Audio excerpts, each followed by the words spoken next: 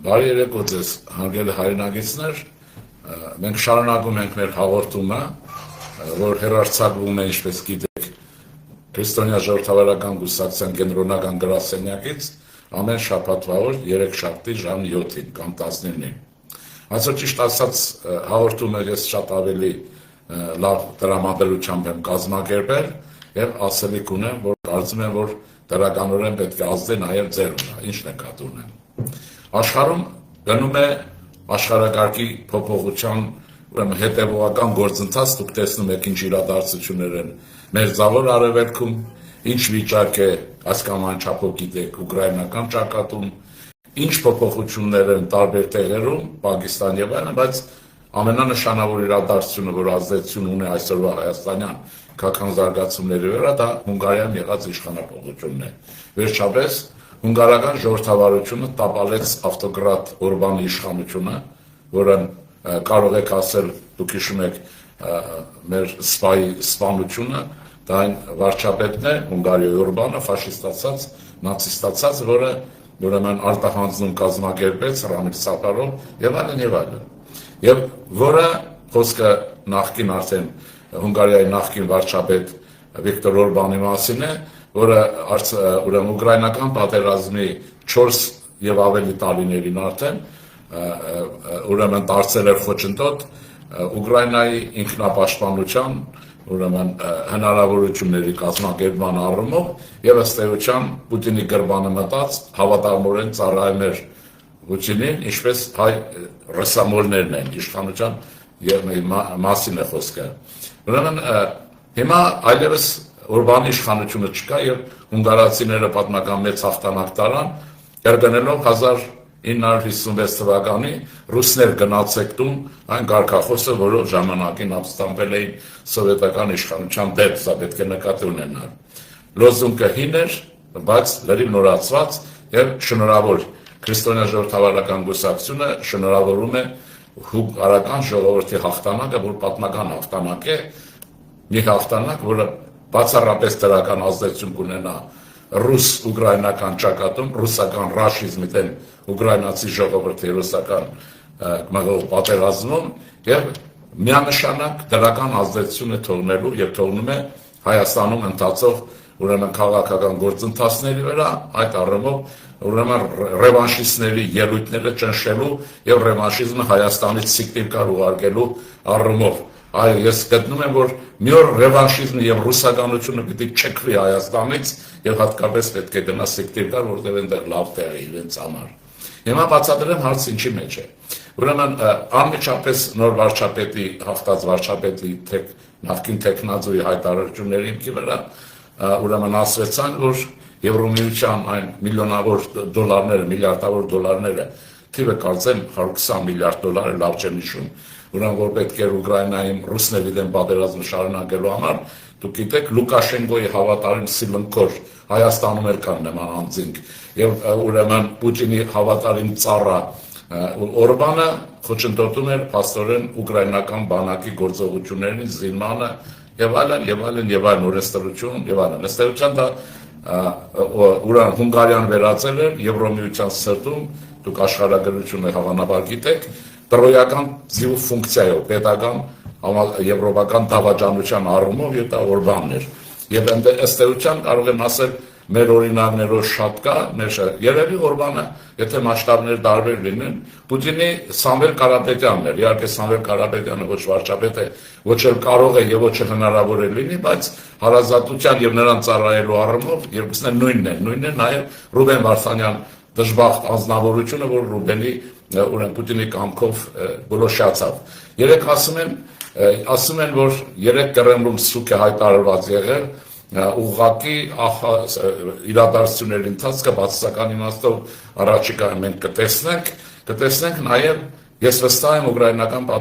բանակի հզոր հարվածները նոր զենքով, նոր տեխնոլոգիայով, նոր հնարավորություններով։ Հիմա սա մի մաս, ուրեմն այսպիսով Եվրոպայում պուտինյան գործակալական դրոյական ձին տապալված է, Հայաստանում ոչ։ Հայաստանում այդ տրոյական ձին կա եւ այդ ձին փորձում է որպես չեզոք որպես չգիտեմ ինչ, ուրեմն որոշակի դեր խաղալ, որը հաջողություն այլևս չունենալու։ Ուրեմն սա նկատի ունենանք, ուրեմն Հունգարիայում իշխանափոխությունը ծանրացրեց պուտինյան ռեժիմի վիճակը, իսկ եթե հետևում եք, չգիտեմ հետևում եք թե չէ, իմացեք, որ ռուս-ուկրաինական ճակատում ռուսական բանակը աղետալի շատ հաճախ վիճակների մեջ է հայտնվում։ Այն հաղթական բանակը, որ վերաբերել մեր ժողովրդի մեջ մի հատված կա, այդպես էլ չի հասկանում, թե ինչպես կարող է ռուսական բանակը պարտվել։ Պարտվում է եւ այսպես։ Հիմա դրա դրական ազդեցությունն ասեցի, որ բարձրացնում է առաջին հերթին, բարձրացնում է Ուկրաինայի դիմադրողականությունը եւ Ուկրաինայի դիմադրողականության բարձրացումը բարիք է նախ ուկրաինական ժողովրդի համար, բարձր Ուկրաինայի պետականության կայացման համար, Եվրոպայի գլխավոր եւ երկրորդական պետությունների համար եւ իսկապես չզարմանանք առաջին հերթին այսօր Կովկասում դրական բարիք է Հայաստանի եւ հայ ժողովրդի համար միանշանակ։ Ուրեմն սա թեվաթափ է անում հայ ռևանշիզմին, որտեղ հայ ռևանշիստների հայրիկ պապա, ինչ ասեմ, տեր, իսկական իրականության մեջ ստրկատեր, ուրեմն Պուտինի համար վիճակը շատ ավելի վատացավ։ Իշքան ուրեմն Պուտինի համար վիճակը վատանում է, նկատի ունեցեք, Հայաստանում մենք դառնում ենք ավելի ազատ, ավելի անկախ եւ Հայաստանը ավելի անվտանգ, որ գլխավոր հարցը ռևանշիզմներ, ուրեմն կմանևրի հնարավորություններից շատ է զրկվում։ Հիմա շարունակեմ ասեմ այս մասով, որտեղ այս համար շատ կարևոր է, որտեղ ըստ էության ուրեմն այս տարածաշրջանում մենք դեմոկրատիայի կամ ժողովրդավարության այն կղզյակ ասեմ, թե չգիտեմ այն հիմնարար բազան ենք, որտեղ ծավալվում են իրադարձություններ, որոնց դրական ելքը Հայաստանի եւ հայ ժողովրդի համար խոստումնալից է եւ քաղաքակրթական է, անվտանգային է, երկրի զարգացման պետական ընթացքի երաշխավորություն է, պետական պետության կայացման անկախության ամրապնդման երաշխիք է։ Հիմա այս կոնտեքստում ուրեմն Հունգարիան գնահատեցինք, իհարկե Հունգարիայի իրադարձությունները կծավալվեն, մենք առիթ կունենանք ելի վերադառնալու շատ բան ասենք, բայց փաստը արձանագրված է, Պուտինյան Ռուսաստանը Հունգարիայի մեռել է։ Պուտինյան Ռուսաստանը պետք է մեռնի նաև Հայաստանի Հանրապետությունում, կասկած չունենանք։ Ով ուզում, ինչ օլիգարխ ուզում է, որտեղից ուզում է ծրվի եւ այստեղ ձվատվի, ոչ մի հաջողություն չի լինելու, վստահ եղեք։ Իհարկե, եթե ձայն չտաք, եթե տակ կլինի, բայց կարծում եմ, որ դուք չեք որոշել, որ մեր ժողովրդի գլխին աղետ բերեք Պուտինի ծառաներին ու քոծերին գրկե ուրեմն ճանապարհ տալու։ Երկրորդ մասն եմ ուզում ասել, որ դուք գիտեք իրադարձությունները շատ հետաքրքիր զարգացում ունեն Հայաստանի համար դրական ֆոնով, ուրեմն Իրան Միացյալ Նահանգներ հարաբերությունների ուրեմն այդ հարթության վրա եւ այստեղ որոշակի մի բան կա, որ ուրեմն այս երկու երկրները փաստորեն բանակցությունների մեջ մտնելով ճիշտ առաջին տուրում չունենալով հաջողություն, բայց անցել են մի ճանապարհ, որտեղ ներքին առևտուրն է, տորք, որ ասում են։ Հիմա վստահ եղեք Ամերիկայի Միացյալ Նահանգներ, Իրանի Իսլամական Հանրապետություն գնում է մեծ առևտուր համաձայնեցում, ով ինչ պետք է զիջի, ով ինչ չպետք է զիջի, եւ այս բանաձևի տակ բարձ է, որ մեզ համար, մեր բարեկամ, մեր արդեն դաշնակցի վերածված Միացյալ Նահանգների հաջողությունը ուրեմն կարևոր է, բայց կարևոր է նաև մեզ համար շատ կարևոր նշանակություն ունեցող Իրանի Իսլամական Հանրապետության եւ Միացյալ Նահանգների միջև առաջացող համախոհությունը։ Եվ դա լինելու է, մի նայեք, որ մի փուլը տապալվել է, հետո կլինեն նորից վեճեր, նորից հարցադրումներ, բայց բոլորով հանդերձ Իրանի Իսլամական Հանրապետությունը տեսել է վերջին տարիներին, տեսնում է, որ այս տարածաշրջանում իր անփոխարինելի գործընկերը Հայաստանի Հանրապետությունն է, եւ այդ իմաստով արդեն հավասարի հետ մենք կարող ենք հետագա հարաբերություններ զարգացնենք։ Եվ այստեղ շատ կարևոր մի փաստ կա, ուրեմն ռևանշիստներին եմ ասում հետեւյալը. Այդ դուք եք, չէ, որ համոզում եք, պարտադրում եք, ցանկանում եք, որ Հայաստանի Հանրապետությունը ստրատեգիական դաշնակցային հարաբերությունների մեջ մտնի Իրանի Իսլամական Հանրապետության հետ, մենակ թե Միացյալ Նահանգների մասին խոսք չլիներ, որովհետև այդպես էլ կամենում ձեր հայրիկը, պապան, եւ այդպես էլ Հայաստանը փորձում ներքաշել նոր ավանտյուրաների մեջ, բայց թե մենք պահպանելով են դրական չեզոքությունը, իհարկե բալանսը կամ հավասարակշռությունը պահեցինք եւ Իրանի Իսլամական Հանրապետության հետ եւ շարունակում ենք պահել եւ Միացյալ Նահանգների հետ եւ նաեւ Իսրայելի նման պետության հետ հարաբերություններ որոշակի կանոնավորում է, ուրեմն սա շատ կարևոր է։ Այս նշանակում է, որ Հայաստանի Հանրապետությունը ունի արդեն ավելի շատ դրական ֆոն Թրամփի ուրեմն այդ ուղին գործարկելու, որը շատ կարևոր է, որը թաղել է մեղրու ռուսական նախագիծն ու միջանցքը, մեղրու միջանցքը որ ասել է, Թրամփի ուղին թաղել է, այդ գոյություն չունի։ Նաև դրա համախոհների հետ միասին է թաղել, աղբանոցում են։ Խոսքս հայկական կողմում եղած համախոհների մասին է։ Հիմա խնդիրը մեզ համար գիտեք ինչին է գալիս։ Ինչպես կկարողանանք օգտագործել Ամերիկա, ուրեմն Հայաստան, օգոստոսի 8-ի համաձայնության շրջանակներում ձեռքերով բերված պայմանավորվածությունները, որը Հայաստանի Հանրապետությունը դարձնում է տարածաշրջանի ամենադինամիկ զարգացող առաջընթաց տեխնոլոգիաներով, նկատի ունեցեք տեխնոլոգիաներով, գիտությունով եւ այլնով զինված մի միջավայր։ Իհարկե սրան պետք է հասնել, բայց ճանապարհը բացվել է եւ ցավ կամ դժբախտություն են ողորմելիների, որոնք գիշեր-ցերեկ վարգաբեկում էին ամերիկյան նախաձեռնությունը Թրամփի ուղին եւ ղռում էին, որ թրիփը չի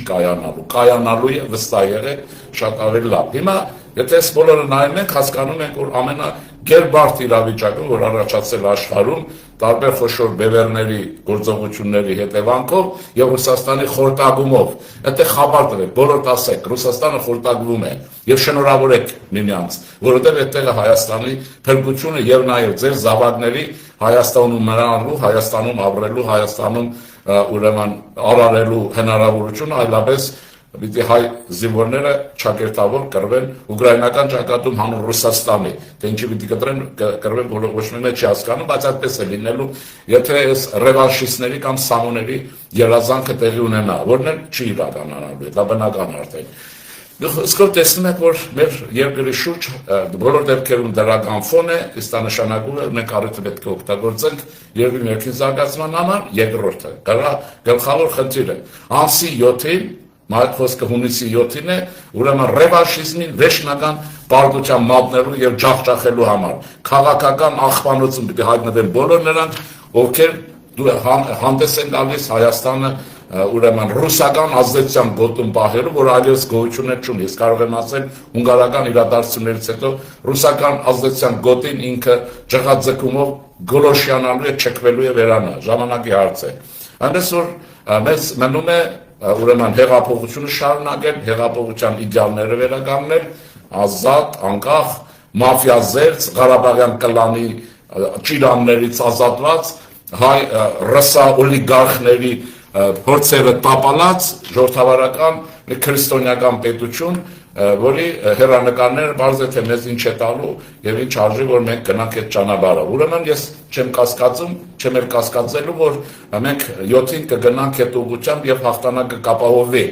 Բայց սա պիտի նկատի ունենալ եւ սովորաբար միշտ հեշտ է խոսելը, քան գործելը։ Եվ ես հեշտ բացատրում եմ, դա չի նշանակում այդ արդյունքը հեշտ է գրանցվելու, բավականին դժվար է լինելու, բավականին ակտիվ է լինելու հայ հասարակությունը, պարտավոր է լինելու եւ բավականին սկզբունքային, որովհետեւ դրանց դոլարները կողքի դրանց համապատասխան տեղերը եւ մեր ժողովրդին չդնեն վաշխառուի եւ աղքատի տեղ, որ իրենց գումարներով, որոնք ըստ էության Պուտինի փողերն են, այդ գումարներով Հայաստանում ռեժիմ փոխեն, պետություն փոխեն եւ նորից տանեն այնտեղ, որտեղից հազիվ մենք դուրս ենք եկել, բայց վերջնականորեն դեռ չենք եկել։ Ուրեմն սա հիմա ինչ է պետք։ Պետք է որ ուրեմն հստակ հասկանանք մի բան, Ժորժ ջան, այս ընտրությունները նախագահական ընտրություններ չեն, բայց քարոզչությունն այնպես է տարվում, ուրեմն կենտրոնական հեռուստակայանների, չգիտեմ, որ կայքեջերի մասնավոր եւ այլն, որ փաստորեն խորհրդարանական ընտրությունների տրամաբանությունը խեղաթյուրված է եւ կարծես Հայաստանում մրցույթ է գնում երկու նախագահի տեխնազուների միջեւ։ Մեկը բարձ այսօրվա գործող վարչապետ Նիկոլ Փաշինյանն է, մյուսն էլ օթից, ինչպես ասում են, ուրեմն Ալլահի կամքով դեսանտ իջած ուրեմն Սամվել Կարապետյան, որի վերաբերյալ ասեմ, որ ես իհարկե չեմ ճանաչում, չեմ էլ ուզում ճանաչել, որովհետեւ հետաքրքրություն չեմ էլ ունեցել, բայց խոսքը քաղաքականի մասին է, իմաստով արդեն ճանաչում եմ։ Քաղաքական մի ավանտյուրիստ, գումարների ուրեմն Պուտինյան Ռուսաստանի ազդեցության կամ ուղիղ գործական չզարմանաք, որ մի օր էլ բացահայտվի, որ ուրեմն Գարեգին ուզուրպատորի եւ նրա եղբոր նման բազում սա Ռուսաստանի հիմնական ռեզիդենտներից մեկն է։ Եվ այսպես ուրեմն սրա ֆիգուրան հայտնվել է եւ այսպես Քոչարյան Ռոբերտիվան, տեսեք, ինչքան մարդիկ կա, որոնք Հայաստանին աղետ են բերել, շարված են ռևանշիստների շարքերում։ Ուրեմն ամսի 7-ին մենք գնում ենք խորհրդարանական ընտրությունների, ոչ նախագահական, այլ եթե դնում ենք խորհրդարանական ընտրություններ, ուրեմն մենք պետք է հասկանանք, որ սրանք արդեն կուսակցական ընտրություններ են, մենակ անհատի ընտրություններ չեն։ Ինչ է դա նշանակում։ Դա նշանակում է, որ արդեն պարզ երևում է Հայաստանի քաղաքական դաշտի, ինչպես ասում են, սպեկտրը շատ պարզվել է, աճում քաղաքացիական պայմանագիրները իր լիդերով, նկատի ունեմ վարչապետ Նիկոլ Փաշինյանը, ծախում, իսկ ծախերը միշտ ոնց որ ծախվելու հետ մոտիկ հնչյունաբանություն ունի, չէ՞, ուրեմն ծախում, ուրեմն այս ռուսական սեգմենտն է իրար հետ մրցակցող, իրար ատող, բայց Կոպիրգինի կամքով միևնույն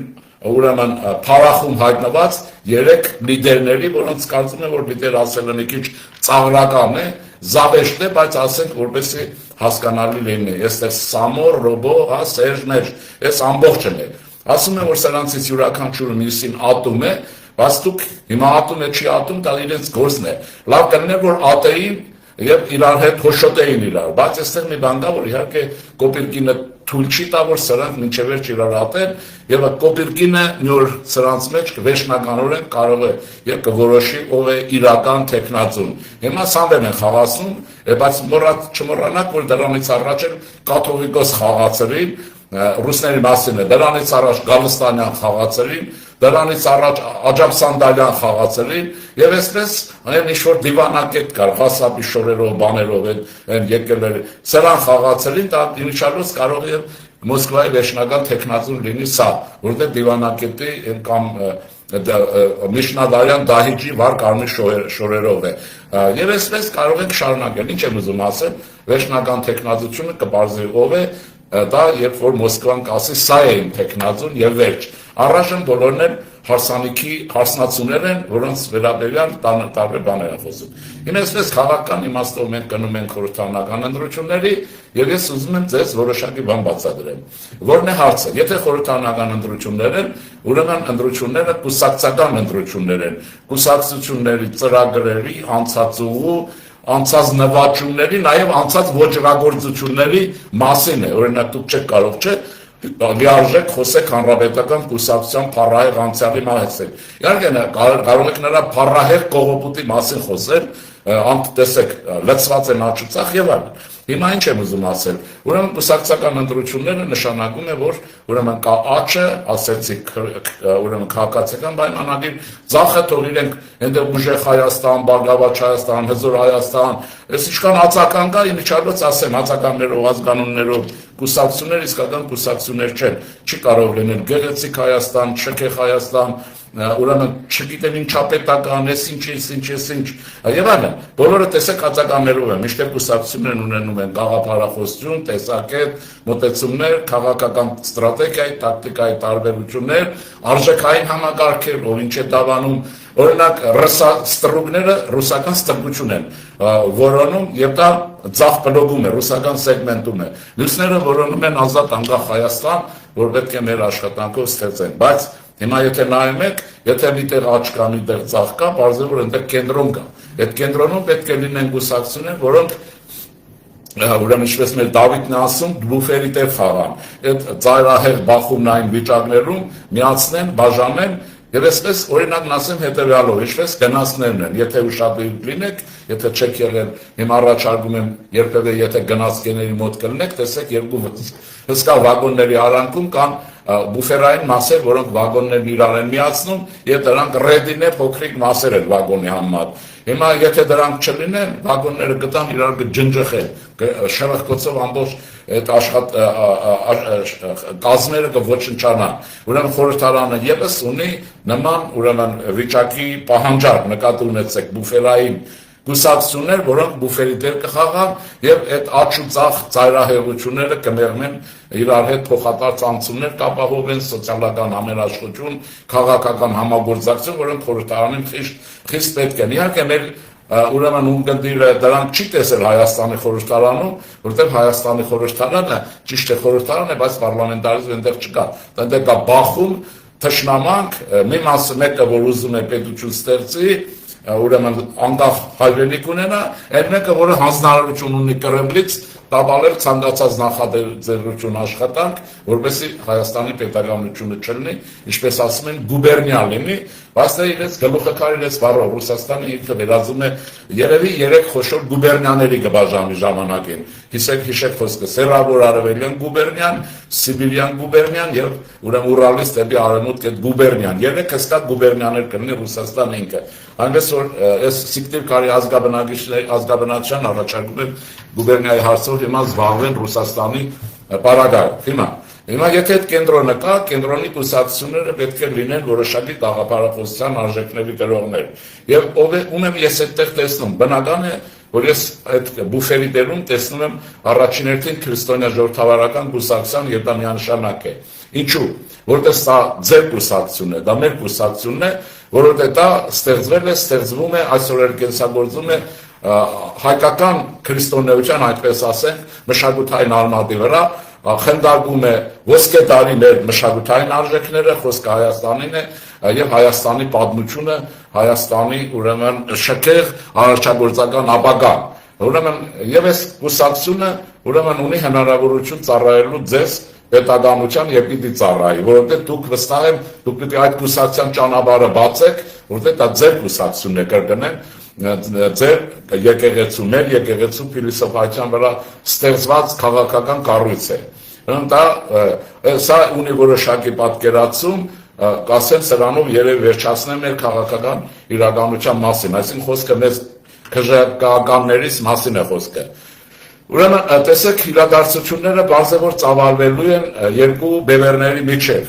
Հիմա հարցն այն է, որ ամեն բևեր փորձելու է ձայների հսկայական մեծամասնություն տանել։ ԿՊ-ն փորձելու է ունենալ 50+1 եւ ավելի,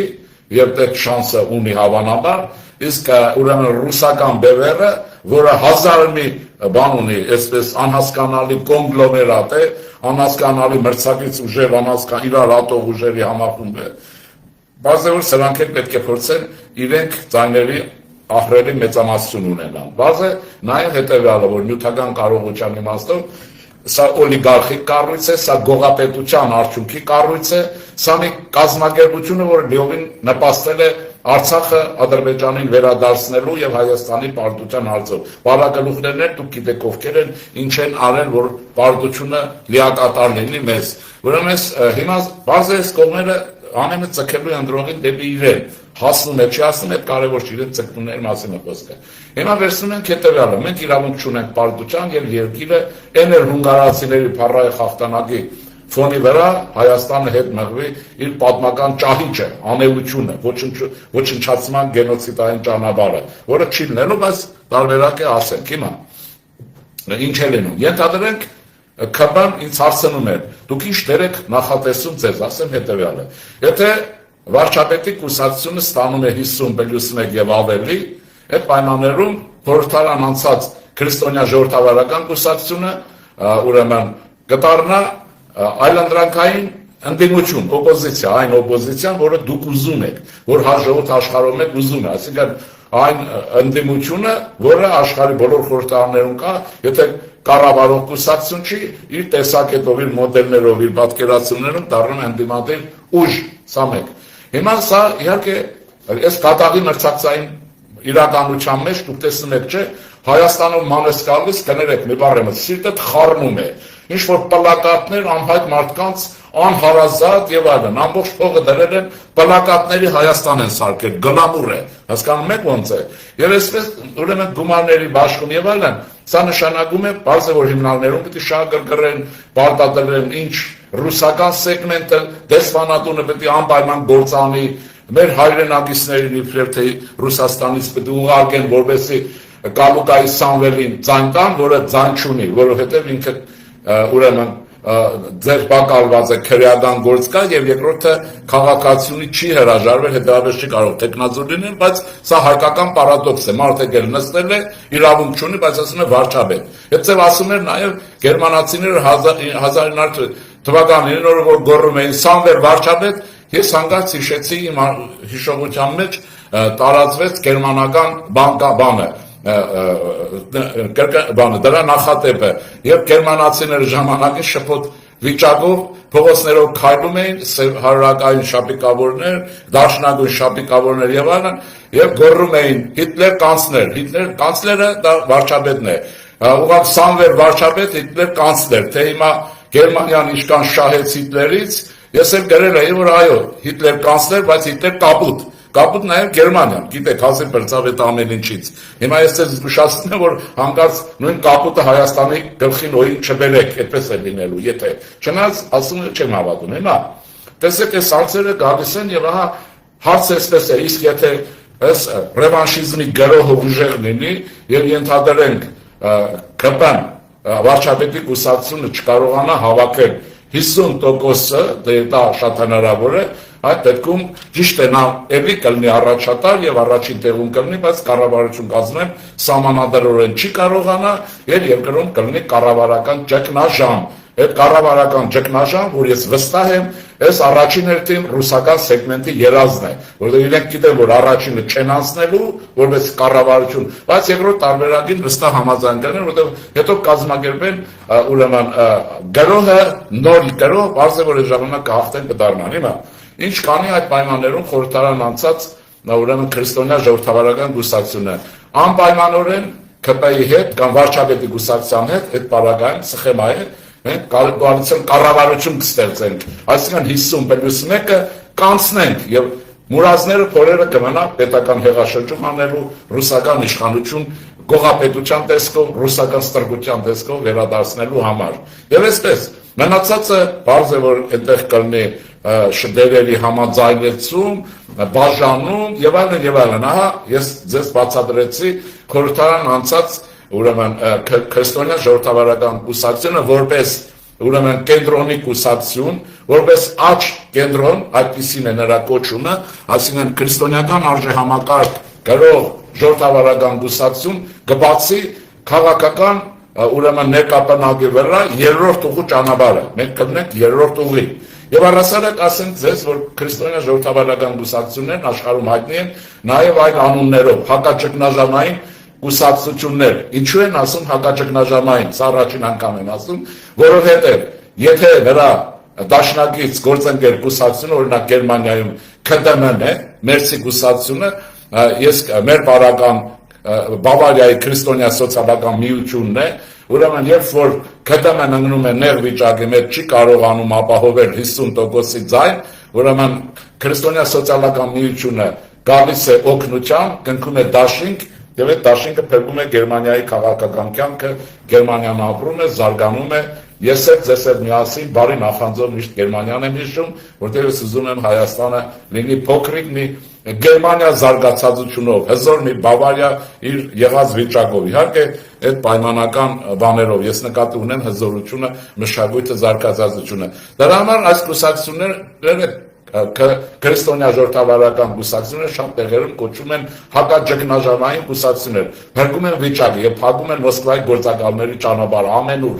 ամենուր Եվ այստեղ արդեն քանակը շատ նշանակություն չունի, որովհետև 2-3 ձայնն է լինում շատ հաճախ պատգամավորական տեղը, մի 4-5-ը, որը փրկում է 100-150 պատգամավորական մանդատների ուրեմն վիճակը, ուրեմն դա այդպես։ Հիմա սա պետք է նկատի ունենալ, իսկ ինչու են ասում երրորդ ուղու կուսակցություն։ Այս կուսակցություններն առաջացել եւ գործել են հիմնականում երկրորդ համաշխարհային պատերազմից հետո, եւ այս կուսակցությունները գործելուց ունեցել են սկզբունքներ որն է։ Դեմ են եղել կապիտալիզմի այլ անդագություններին, այսինքն կապիտալիզմ վայրի որ հայտնի եւ Հայաստանում ըստ էության հենց այդ վայրի կապիտալիզմն իր շոշափիկներով դեռևս մնում է եւ նաեւ սոցիալիզմի ծայրահեղություններին։ Ահա այս երկուսի մեջտեղով գնալը Երրորդ ուղի է բացում, առաջինը կապիտալիզմ, երկրորդը սոցիալիզմ, բայց կապիտալիզմի եւ սոցիալիզմի թերությունները հաղթարած, նրա սխալները հաղթարող մի ճանապարհ գնացող կուսակցություն, որոնք քրիստոնյա ժողովրդավարական կուսակցությունները դրանք էլ կոչվում են երրորդ ուժ, դա թվի իմաստով է, բայց ըստ էության երրորդ ուրեմն ուղու կուսակցություններ։ Այսքան բարեկամներ, Ես ձեզ սրանից հետո շատ ավելին եմ ասելու, բայց մի բան եմ ասելու, որ հետո նկատի ունենանք։ Առաջիկայում ես ձեզ մեր կուսակցության տնտեսական նախատեսությունները նկատի ունեմ, բայց ասեմ հետևյալը։ Կարճ ասեմ, որ հետո կապ առաջանա հաջորդ հաղորդումների ժամանակ։ Եվ խնդրում եմ բարեկամաբար ականջների տող անեք ու շատեր լսեք ինչ եմ ասում։ Ուրեմն քրիստոնյա ժողովրդավարական կուսակցությունը, Հայաստանի քրիստոնյա ժողովրդավարական կուսակցությունը գտնում է, որ մենք ոչ միայն պիտի լինենք ժողովրդավար կամ դեմոկրատիա, այլ պիտի այդ դեմոկրատիան լինի լուսավոր, եթե ինձ հարցնեք, կանցլերական դեմոկրատիա պիտի լինի, որպես այս թափթփվածությանը, ավելորդ ազատությանը, ճակերտավոր իհարկե ավելորդ վերջ տալու համար առաջին։ Երկրում նպաստելու իրավական պետության հաստատմանը եւ իրավունքից բխող օրենքն օրենսդրությունը դառնա կյանքի նորմ։ Գումանած դրան այստեղ տնտեսական մի սկզբունք ունենք իրավական պետության եւ օրենքի շրջանակներում։ Մենք գտնում ենք, որ Հայաստանում հարուստներ շատ պիտի լինեն։ Ավելին ասեմ, Հայաստանում հարուստներ շատ պիտի լինեն, բայց Հայաստանում աղքատներ չպիտի լինեն։ Սա սոցիալիստական սկզբունքը չէ։ Բոլորս հավասար ենք, բոլորս աղքատության վրա ենք հավասար։ Ոչ, մենք բոլորս ցկտում ենք հարստանալու, հարուստներ շատ պիտի ունենանք, բայց սկզբունքը պետք է լինի անդախ են բանից, ով իշքան է հարստացել։ Խոսքը օրենքի թույլատրելի նորմայի մասին է խոսքը։ Ուրեմն, բայց աղքատ չպետք է ունենա։ Սա մեր սկզբունքն է, ժողովուրդը չպետք է ունենա իր մեջ աղքատ։ Եվ նա պետք է աշխատի օրնի բուն, որպեսզի արարի, ստեղծի եւ քանի որ հասարակության մեջ միշտ է լինելու է միշտ մի օր գործազուրկ, մի քիչ հիվանդ եւ այլն, ուրեմն այս կարեկցության քրիստոնեական սկզբունքի հիմքի վրա հայ հասարակությունն ու պետությունը, հասարակության տարբեր կառույցներ, այս աղքատ, այս շատ քիչ ուրեմն հատվածի բարեկեցության հարցը ինքը պետք է լուծի եւ այդ իմաստով Հայաստանում աղքատներ չպետք է լինեն, բայց Հայաստանում հարուստներ պետք է լինեն, առաջինը սա, շատ պետք է լինեն։ Խոսքը նորից կրկնեմ, վերաբերում է հարկ վճարող, օրենքարկող հարուստների մասին, քրիստոնեական արժեքներ ունեցող հայ մասին է խոսքը։ Եվ երկրորդը, մենք պետք է սովորենք Շիրվանզադեների մոռանանք։ Անկիշեր ցերեկ մեզ մոտ թատրոնները նայեք, Շիրվանզադեի պատվի համարը, Շիրվանզադեի քաոսը ինչ է։ Հիմա պատմական ժամանակները դնում ենք անցյալի մեջ, ամեն մի ստեղծագործություն առաջին հերթին ինքը լինի գրական, գեղարվեստական, փիլիսոփայական։ Առաջին հերթին նա adekvat է եւ համահունչ է, պատասխան է իր ժամանակաշրջանին, բայց գումարած։ Բայց ժամանակաշրջանում այդ խնդիրները փոխվում են, արժեքները փոխվում են եւ տեսեք ինչ է լինում։ Մենք ինչ պետք է սովորեցնենք հատկապես մեր ուրեմն ազգաբնակչությանը եւ մանավանդ կյանք մտնող երիտասարդությանը։ Ինչ որ պիտի հարստանալու ձգտում լինի։ Խոսքը օրենքի մասին նայեցեք, օրինականության մասին է։ Ոչ թե թշնամակ պիտի լինի գործարարի հանդեպ, ոչ թե թշնամակ պիտի լինի հարուստ մարդու հանդեպ, խոսքը օրինական հարստացողի բիզնեսմենի մասին է, այլ խնդարկում պիտի լինի։ Նկատի ունեցեք, ինչպես կարող է աղքատ ազգը ունենալ ուժեղ բանակ, հարց եմ տալիս։ Ինչպես կարող է աղքատությունը, ուրեմն կյանքի նպատակ դարձրած ժողովուրդը հասկանում եք թշնամուց պաշտպանված լինի, ունենա էլիտա, ունենա փիլիսոփայություն, ունենա գրականություն, արվեստ եւ այլն չի կարող, բացառված է։ Ուրեմն նայեցեք հետեւյալը, որ հստակ է։ Նայում ենք աշխարհի բոլոր հույներին հին հունական փիլիսոփայություն, գալիս ենք Հայաստան, Դավիթ անհախ, գնում ենք Գերմանիա, Հեգել եւ այլ Ֆրանսիա լուսավորիչներ, Հելվեցիուս, Հոլբախ եւ այլն եւ այլն։ Ես ձեզ ասեմ, նրանց մեջ չկա որևէ աղքատ։ Աղքատը փիլիսոփա չի կարող լինել։ Նկատի ունեցեք։ Բայց իմ ասածը խոսքը չի վերաբերում աղքատ արհամարելի է, ոչ։ Հասարակությունը պիտի հարուստ լինի։ Ովքեր են դարել մարդկության այն հանճարները փիլիսոփայության մեջ, ովքեր ստրկատերեր են եղել։ Ճիշտ է, իրենք հիմա այդ հասարակության մեջ այդ վիճակով են ապրել, բայց իրենք ունևոր են եղել։ Ինչպես կարող աղքատը զբաղվել գիտությունով, քաղաքականությամբ։ Էս է տեսնում եք աղքատների հասարակությունը ինչ վիճակ է։ Եվ այդ իմաստով ասում եմ, աղքատների կուսակցությունները ինչքան կուզեք տեսեք։ Մի գաղափար չկա, մի տեսակետ չկա, որի քննարկում լինի, որ դուք լսեք թե ինչ են ասում, բացի անընդհատ Ռոբերտը, Սերժը, Ռոբերտը Սամվել եւ այլն։ Սա դիսկուրս է, սա ընտրությունների նախապատրաստում է, հասկանում եք ոնց է։ Եվ այսպես շարունակաբար, ասեմ այսպես, ուրեմն մեր մշակույթը ժամանակին խոսել, պիտի մաքրվի ժամանակավրեպ, ուրեմն այդ պատկերացումներից մի դրվագել ասեմ, կարծում եմ բոլորիդ համար շատ հարազատ արտաքին հայացքից, բայց շատերիս համար շատ վտանգավոր, ազգի համար առավել քան վտանգավոր մի թեզիս։ Հիշում եք Սայաթնովա ֆիլմը, վստահ եմ նայած կլնեք, եթե չեք նայել ամոթ է, որ չեք նայել, բայց նայած կլնեք։ Սայաթնովայի մի արտահայտությունը կա, հիշում եք, հիմա դանդաղ եմ ասում, որ դուք լսեք։ Ռամիկեն իշխանդարնա չեմ ուզում։ Ես միշտ հարց եմ տալիս եւ ուսանողներին էլ եմ ասել, երբ որ Ռամիկ արհամարելի չի, մարդը Ձանվելը ճակատագիրը Ռամիկ է տարել, այդպես ենթադրենք, դա դնում ենք կողքի, դա որը մեկը չի կարող արհամարել վատ բան ասել, բայց ես հարց եմ տալիս, ուսանողին ձեզ եմ տալիս, իսկ ինչի չես ուզում իշխան դառնալ, ինչի ես ուզում Ռամիկ մնալ։ Մենք տեսանք դրա արդյունքները միջազգային էստաստրալության հարցադրումների աղքատության, չկրթված լինելու, չկողմնորոշվելու ջրականում ինչպիսի բանկեր,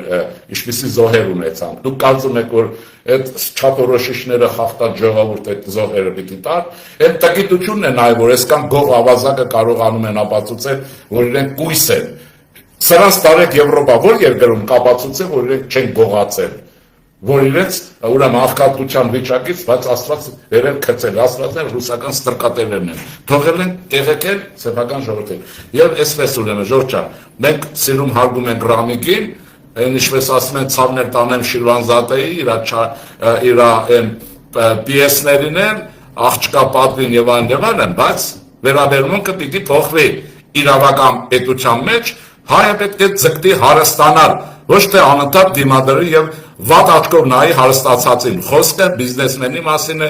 երկիր պահող, հարկեր վճարող եւ այլն եւ այլն եւ այլն։ Ուրեմն աղքատ ժողովուրդը ոչ մի հարց չի կարող լուծել։ Այս ռուսական, այս ռազմաչինեսների, այս մտայնությունները շպրտեք, ուղեղները ազատեք ռուսականությունից։ Այդ բոլոր Ռուսաստանի ազդեցության հետ կապ ունեն։ Մեր ժողովուրդը միշտ էլ կարողացել է դարերի ընթացքում, եթե նվաճված է եղել, ելի ամենալավ ապրող ինքն է եղել։ Ուրեմն վերադառնում ենք մեր ուրեմն ոսկետարի արժեքային համագարկին եւ մերժում ենք շատ բաներ, մերժում ենք առաջին հերթին ուրիշի դրածոյին, խամաճիկներին որպես սեփական իշխանություն։ Եվ դա ձեռք բերելու հնարավորություն է ուկրաինացիները ձեզ օրինակ, առավել քան օրինակ ձեզ ուրեմն Հունգարիան եւ այլն, եւ հաղթանակ ամսի 7-ին ռուսաստրկության դեմ ուղիղ է։ Ռուսաստրկությունը չպետք է անցնի Հայաստանում եւ վերջ, ինչքան գործակալ, ինչքան գող, քծող պետության դավաճանության դեպքեր բոլորը դուք տեսաք ինչի մեջ են ովքեր են։ Ստեսություն ձեզ կհանդիպենք հաջորդ հաղորդումներում։